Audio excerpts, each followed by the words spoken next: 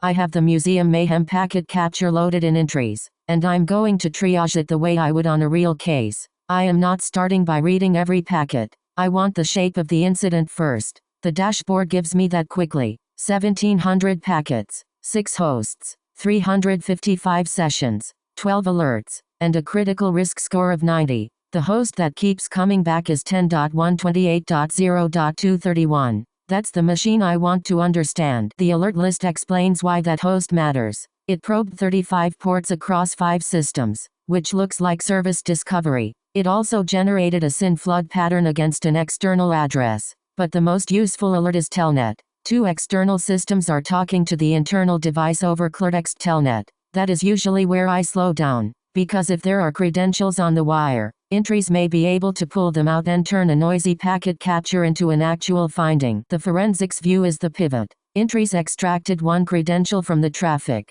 telnet to 10.128.0.231 on port 23, with the password XC3511. That password is a known default on many exposed IoT devices, and it has shown up in botnet cases. Below that, the extracted strings show BusyBox, UDEV, shell paths, and other embedded Linux activity. This is no longer just suspicious traffic. We have a likely compromised IoT device and a clear root cause candidate. Default telnet access. Now I want to know whether anything was delivered to the device. The artifact gallery gives me the reconstructed evidence. In this capture, Intreys surfaces transfer and session artifacts, including executable indicators from the traffic. This is the part I care about for evidence handling. Each artifact can be reviewed, hashed, and tied back to the packet stream. I can move from alert, to credential, to payload evidence without leaving the case. The network map turns the same evidence into a relationship view. The internal device is the center of the activity.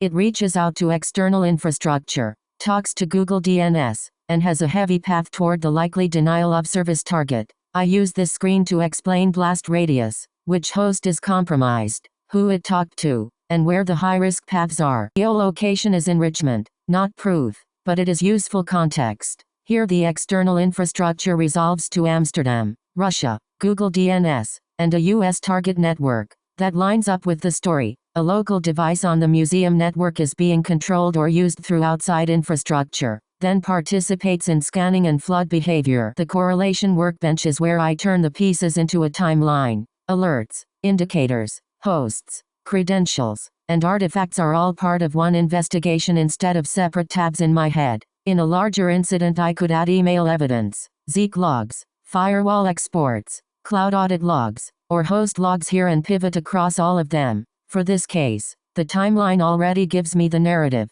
exposure, login, embedded Linux activity, payload evidence, scanning, and impact. At the end, the job is to communicate clearly. The report builder packages the case into something another analyst, manager, or customer can understand. For this Museum Mayhem capture, my conclusion is simple. An IoT device with default telnet credentials was accessed from external infrastructure, showed embedded Linux activity, and participated in scanning and denial of service behavior. The recommended response is to isolate the device, disable telnet, rotate credentials, block the observed infrastructure, and preserve the artifacts for follow-up. That is the value of Intreys. It helps an analyst move from raw packets to a defensible investigation story. Look deeper. Find everything.